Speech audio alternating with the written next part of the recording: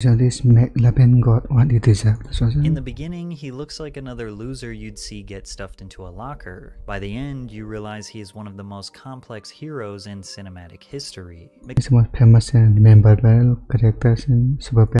So McLovin went against every stereotype that a lead male role is supposed to be. He wasn't handsome, he wasn't physically fit, he wasn't charming, he wasn't funny, he was a dork. But his unwavering confidence and borderline delusion forced you to see him as nothing short of incredible. Choosing your own nickname is already bold, but purposely picking McLovin is so absurd, you have to respect it. Because of Christopher Mintz-Plaza's perfect execution of this role, Superbad became one of the best coming-of-age comedies of all time. Unfortunately, McLovin was so iconic that he would forever be known as this character he played at 18 years old, preventing his legacy from exceeding beyond the nerdy organ donor from Hawaii. Christopher Mintz-Plasse was an ordinary kid raised in the Los Angeles suburbs. Although he was often casted the role of the nerd, Chris says this didn't reflect his reality. I don't do it as much as I used to, but when I'm free and get the chance, I play basketball all the time. I know the movies I've been in make me look like a nerd, but I was never like that. It's common for Southern California teens to it's like an athlete.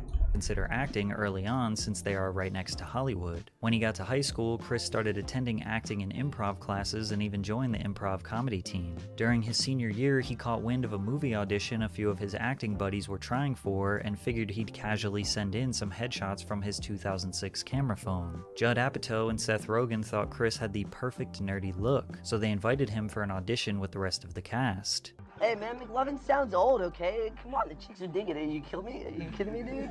Fogel, under what circumstances would you ever show The that status actually unbelievable. thing to a chick? Dude, she could totally ask to see my ID. I don't know, I can just show it to her. Oh my god. I don't. I guess it's the audition. That's very cool. I can't even. This says you're f***ing 25. Why don't you put 21 on your ID? You're f***ing predictable, Seth. I knew you were gonna ask that.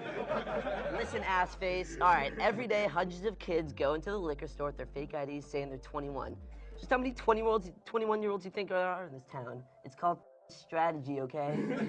This was Chris's very first movie audition, and he perfectly played the role of the overconfident high school loser. But immediately after Chris's audition, Jonah Hill was like, not that guy. Superbad was a film written by Seth Rogen and What do you mean? his childhood best friend Evan Goldberg. The plot loosely resembles their real experiences as teenagers. Wrote it in high school for the most part, so I mean, something would happen to us Monday, we'd write it in on Tuesday.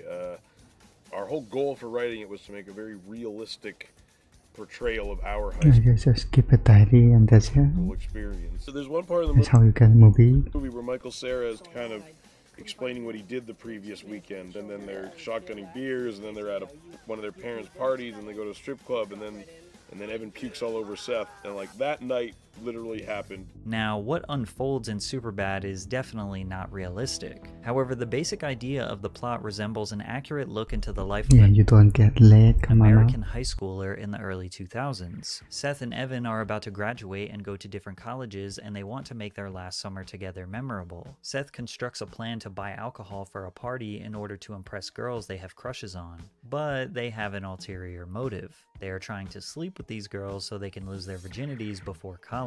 The only problem is they are not old enough to buy alcohol. Luckily, their friend Fogel It's like American Pie. may have just saved the day as he acquired a fake ID to purchase the alcohol. At lunch, I'm going to the same place Mike Snyder went to pick up my brand new fake ID.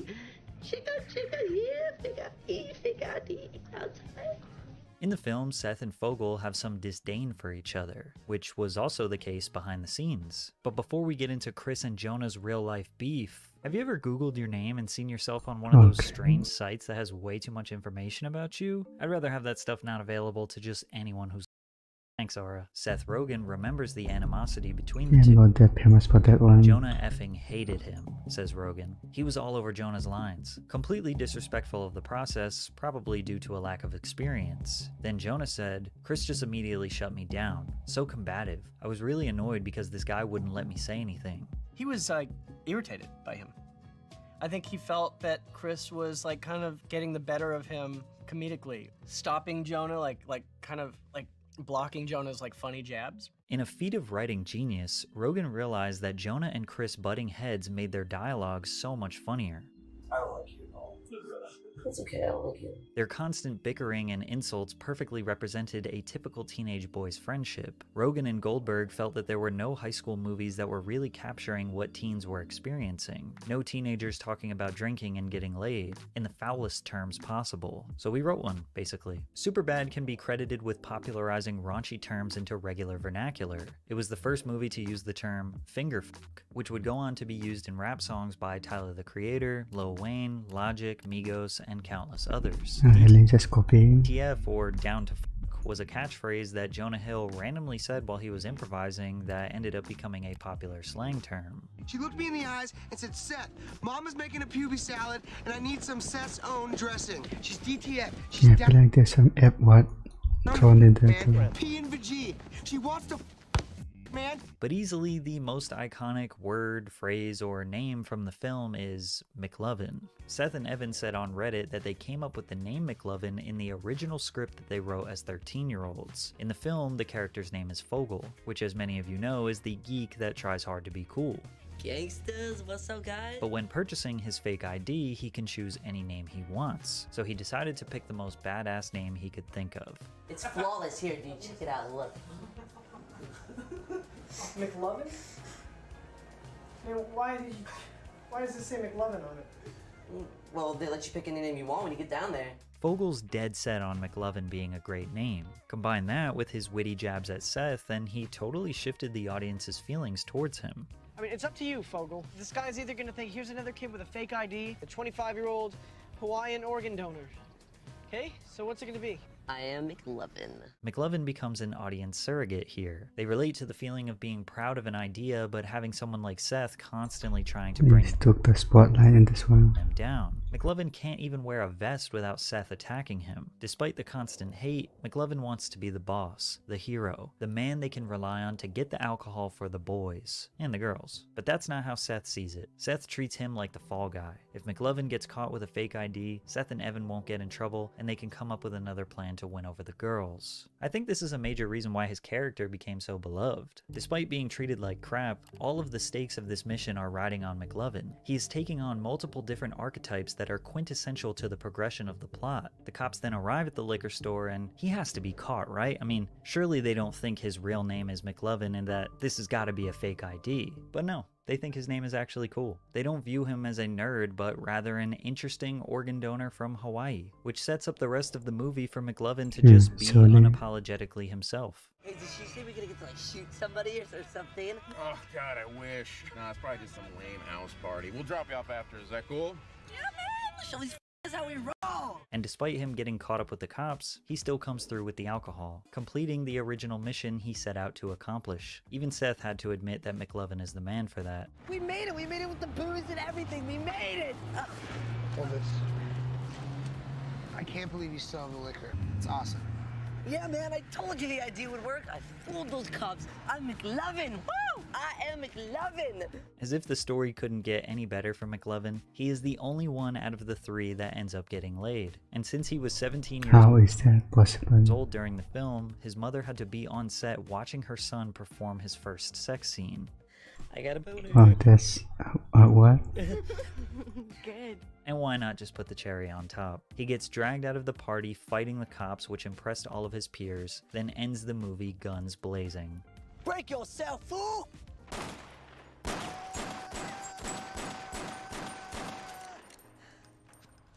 Tight. With all the cards stacked against him, McLovin saved the day, got the girl, and was a total badass while doing it. With a relatively small budget of $20 million, Superbad surpassed everyone's expectations, earning $33 million on its opening weekend and eventually grossing $300 million when including revenue from DVD sales. Oh, this is insane. The day after the movie premiered, Christopher went from a nobody to a superstar. Literally the next day It's after actually better than horror movies it out came there. out, I went into the Habit, which is a burger joint down here in LA, and like people screamed at me from across the hall, McLovin, and chased me down.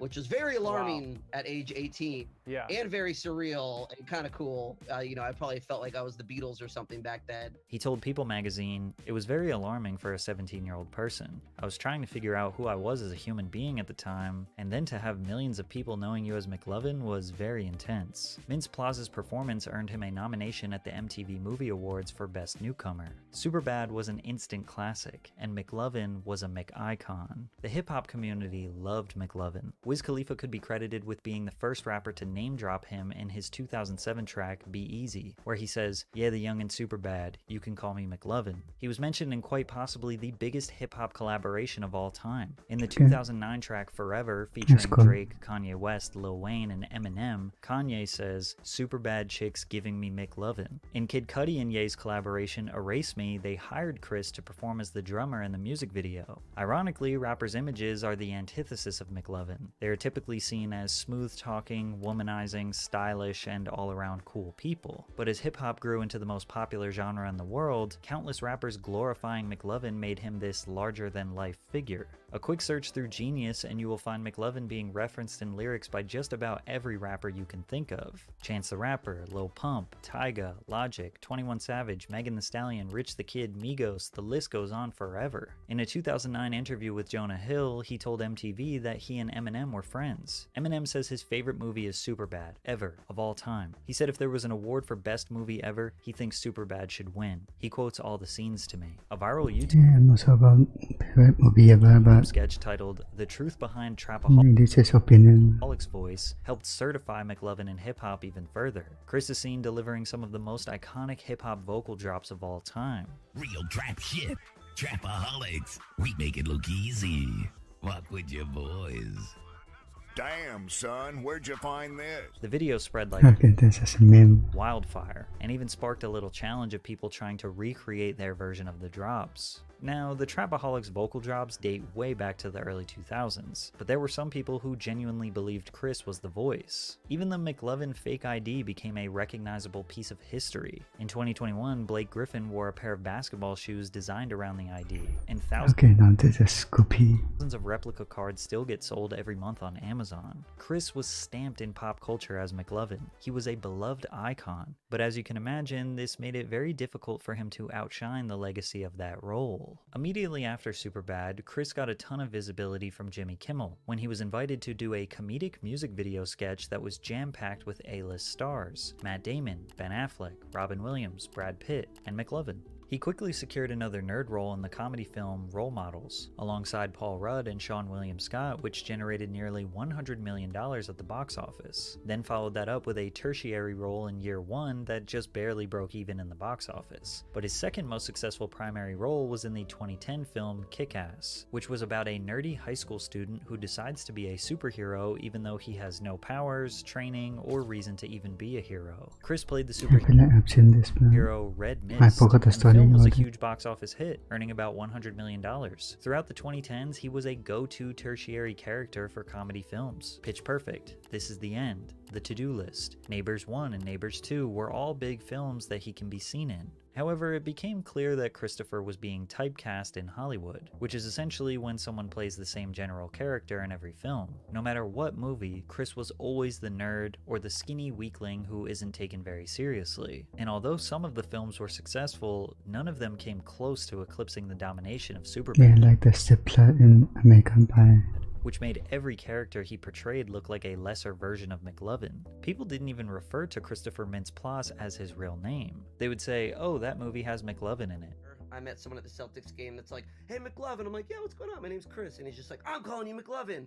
I don't care, I'm calling you this." And I'm like, okay, that's However, there are some benefits to being typecast. If you are in the right genre, which for Chris is comedy, you can easily get consistent work. Every time there is a goofy or raunchy comedy being made, Chris is seen as a viable option for a character. This has kept him very active, doing a major production every year for well over a decade. Like his most recent movie, Honor Society, is a high school teen comedy, but instead of being the nerdy student, he is the dorky teacher. He was also able to successfully enter the world of voice acting. DreamWorks Studios' animated film How to Train Your Dragon casted Chris Chris as Fishlegs Ingerman, who is the resident dragon nerd and statistics guru. The film grossed $500 million, which was DreamWorks' highest grossing film outside of the Shrek series. Not only did he get multiple years of consistent work due to portraying Fishlegs, the film's success gave him a wide open door of opportunity as a career voice actor. He voiced Alvin in Paranorman,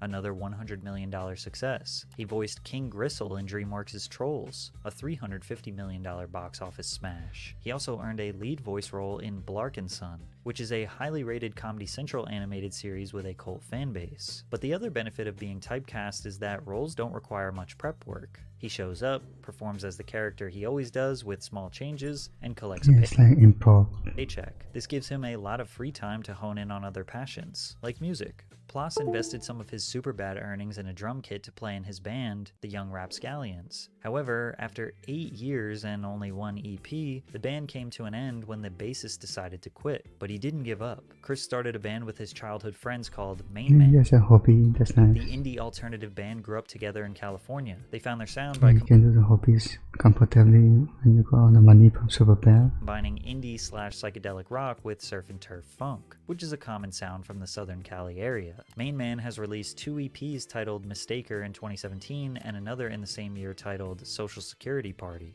The band was never really able to get off the ground, and once the pandemic hit, that was kind of the end of their dream. But Chris's passion for music and performing is far too strong to quit. By mid-2021, he started playing in the band Bankweller and is still touring with them to this day. While some might think Christopher Mintz-Plasse' career is lackluster since he was not really ever able to surpass the legacy of McLovin, others look at his career as a massive success, being able to land multiple roles in TV shows, movies, and animated films every year since 2007. And on top of that, touring with a successful band and getting engaged to his longtime girlfriend. He is only in his mid-30s and likely has a long, consistent career ahead of him. He might even be able to outdo his 17-year-old role. But the best part is, he doesn't hate that we all love McLovin.